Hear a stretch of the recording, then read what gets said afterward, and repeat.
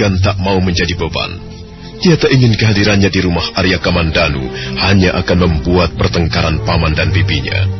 Dia tak ingin dikatakan gadis tak tahu diri, merebut suami orang, dan sebagainya. Oleh sebab itu, jalan pintas yang terbaik adalah minggat dari rumah pamannya.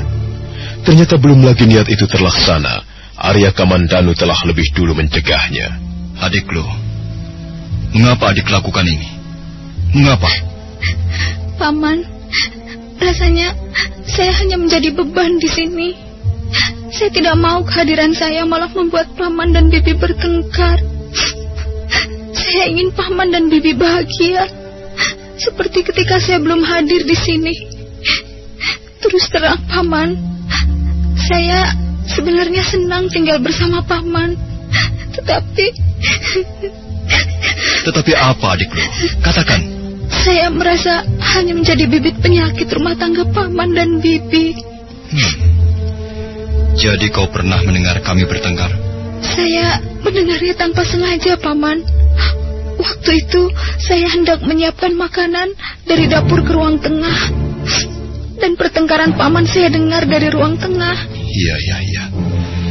Kami memang sedikit bertengkar. Tapi jangan kau jadikan alasan untuk minggat, adikku. Kasihan Bibi Sakawuni, paman. Bibi sedang hamil. Kalau terus-menerus terganggu dengan kehadiran saya, Bibi bisa sakit. Dan kasihan bayi yang dikandungnya. Iya. Nanti paman akan membicarakannya dengan Bibi Sakawuni. Tapi kau jangan pulang ke Kedung Peluk. Aku tak mau pesan-pesan terakhir paman Mempulungga terabaikan. Aku dititipi, diberi tanggung jawab. Sebab itu paman minta adik lu mengerti tentang ini. Aku akan merasa sangat berdosa apabila pesan terakhirnya ini tidak bisa kutepati. Bagaimana, adik lu? Iya, paman. Nah, sekarang buntelan pakaianmu kembalikan ke tempatnya. Kamandanu merasa lega melihat Luh Jinggan mau menuruti kata-katanya. Biar bagaimanapun gadis itu menjadi pesan terakhir Empu Lunggah, paman gurunya. Sebab itu dia harus menjelaskan pada istrinya agar kehadiran gadis itu jangan dipertengkarkan hanya karena cemburu buta.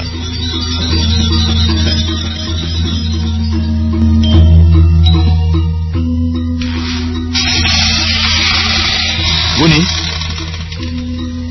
kau masih marah padaku? Gombal. Buni, jangan suka marah. Meskipun aku tahu kalau kau marah justru semakin cantik dan menggemaskan. Gombal. Apalagi kalau seperti ini. Waduh. Bikin gemes saja.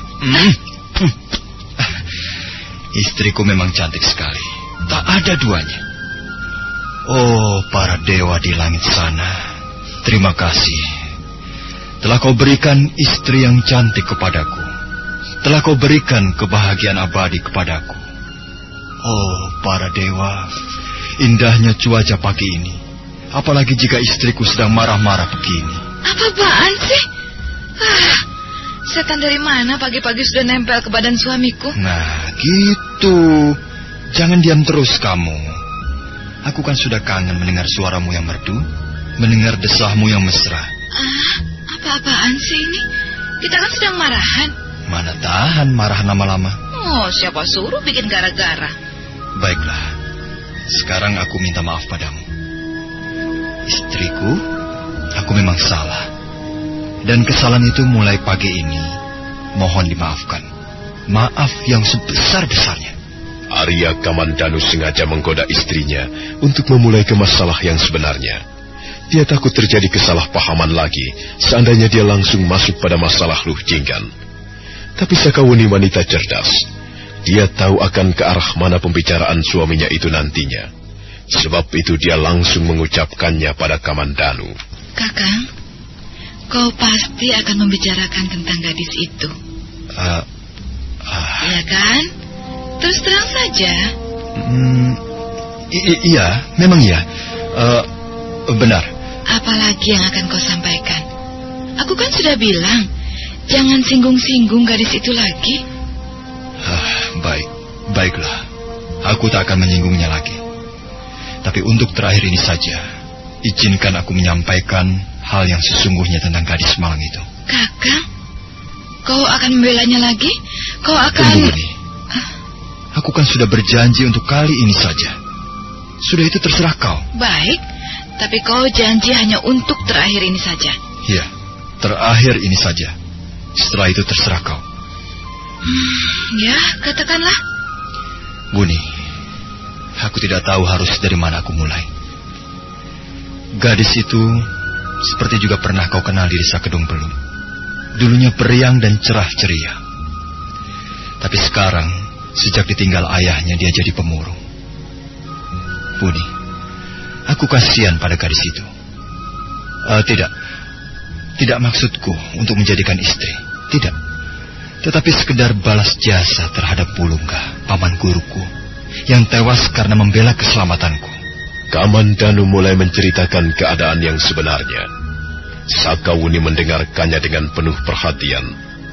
Memang, sejak suaminya mohon pamit untuk pergi menghadapi lawannya di Candi Lawang Wentar, sejak itu pula suaminya untuk beberapa hari tidak pulang ke rumah.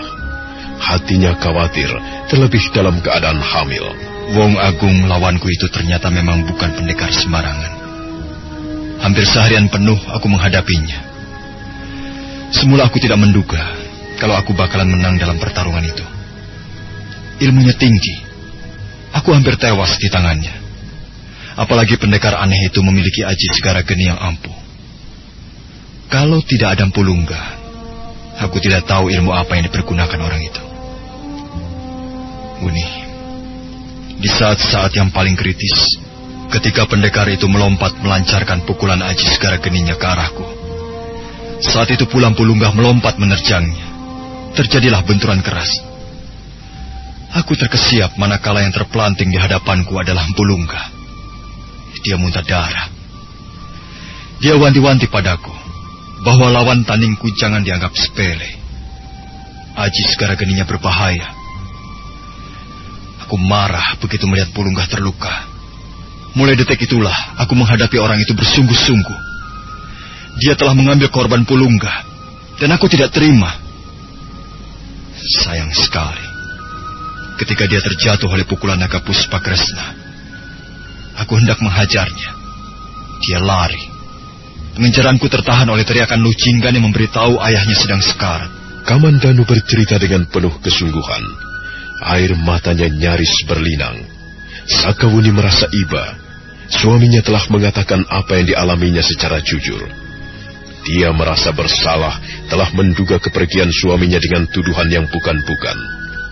Diam-diam dia berdoa dan mengucapkan terima kasih kepada Sang Hyang Widi yang memberi keselamatan pada suaminya. Pulungga akhirnya meninggal. Beliau mati dengan tenangnya di pelukan putrinya, Nini Lucinggan. Air mata mulai menggenang di pelupuk matanya. Arya Kamandanu tak dapat menahan lagi kepedihan dan keharuan hatinya. Sakawuni semakin iba dan merasa bersalah.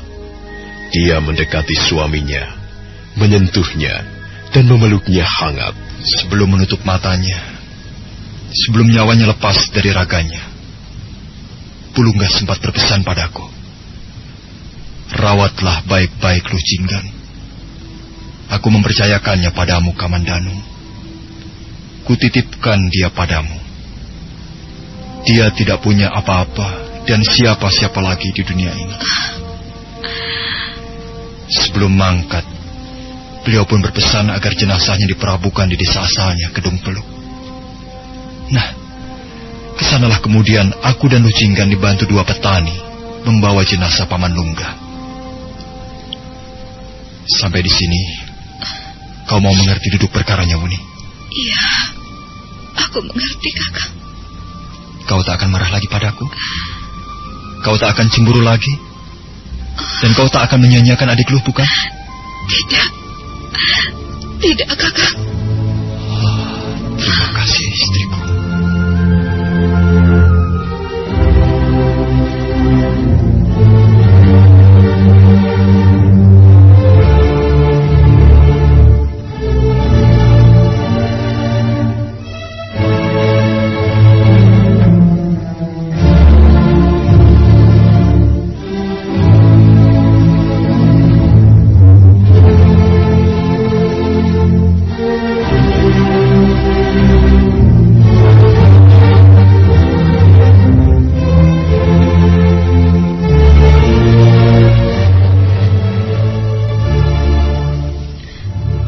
Sakawuni merasa bersalah. Dia terlanjur menduga yang tidak-tidak pada suaminya. Rasa sesal menjalari dirinya. Malam pun tiba. Bulan sepotong di langit tersaruk-saruk mengarungi angkasa. Awan putih berkejaran susul menyusul. Suasana hening. Hanya suara jengkrik sahut-sahutan mengisi kesepian malam. Sakawuni tak dapat memejamkan mata. Pikirannya disisipi oleh rasa sesal yang tak berkesudahan. Dia membenci dirinya, mengapa harus cemburu buta terhadap suaminya. Tapi dia takut kehilangan. Dia takut Kamandanu direbut wanita lain. Baru siang tadi, ketika suaminya menjelaskan duduk perkaranya, Sakawuni mulai lega. Wuni? Kau belum tidur? Belum, Kakang. Ada apa? Kenapa kau tidak bisa tidur? Aku...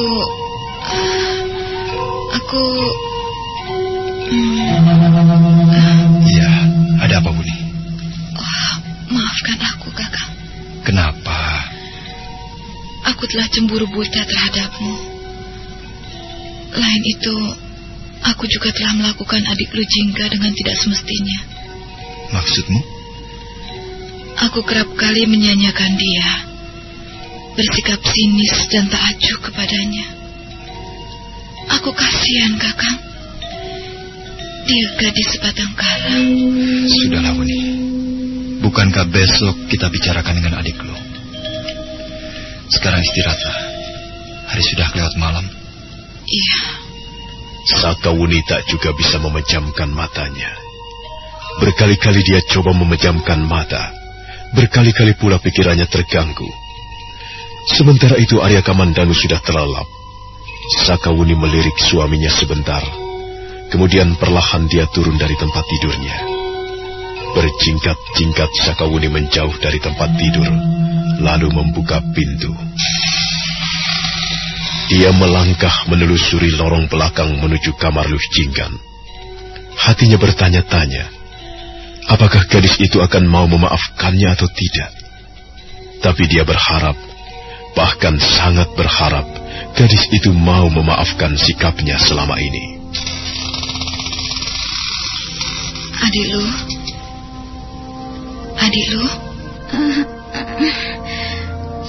Siapa? Adik lu? Oh, Bibi Sakawuni. Maaf adik. Kalau saja Bibi bersikap baik, tentu kau juga akan baik terhadap Bibi. Adik lu, Bibi mohon kau mau memaafkan kesalahanku. Bibi terlalu cemburu padamu, padahal kau dan Paman Kamandanu tidak ada apa-apanya. Bibi suka memarahi Paman Kamandanu, padahal Paman ingin menolongmu mengingat pesan terakhir Paman Pulongga. Ini semua kesalahanku, Dek. Saya juga minta maaf karena hanya menjadi beban buat Bibi dan Paman. Tidak. Malah kami senang kau bisa tinggal di sini. Tapi Bibi dan Paman suka bertengkar karena saya. Nah, justru itulah adik lu. Aku minta maaf padamu karena sikap cemburuku. Apalagi waktu pamanmu menceritakan kalau kau berniat pergi dari sini. Bibi akan merasa bersalah dan berdosa besar seandainya kau jadi minggat dari sini. Semua itu karena Bibi, bukan karenamu, adik lu. Saya sayang Paman Kamandanu dan Bibi Wuni. Saya sebenarnya tidak mau pergi dari sini. Tapi kami semua juga sayang adik lu. Nah, mulai malam ini kau harus berjanji tidak akan pergi dari sini, ya. Tapi Bibi Wuni juga janji tidak akan lagi memarahimu, bersikap acuh tak acuh maupun sinis. Tapi benar, Bibi dan Paman tidak akan bertengkar lagi, kan? Bibi janji padamu. Terima kasih, Bibi Wuni. Tapi kau belum janji padaku. Janji apa, Bi? Tidak akan pergi dari rumah ini. Saya berjanji, Bibi Wuni. Terima kasih. Sekarang Bibi mau memelukmu. Boleh? Boleh. Oh, adik lu. Bibi Wuni. Mulai malam ini, aku menganggap kau sebagai adik kandungku. Terima kasih, Bi. Tapi, apa Bibi Wuni tidak menyesal punya adik kandung seperti saya? Loh, memangnya kenapa? Soalnya kan saya gadis gunung, Bi. Gadis norak. Oh, siapa yang suka bilang begitu? Panji Ketawang. Aduh, Panji. Anak itu memang bandel. Kau suka diganggu sama dia ya? Iya, Bi. Panji Ketawang sombong. Saya dibilang orang udik. Nanti biar Bibi jewer telinga Panji.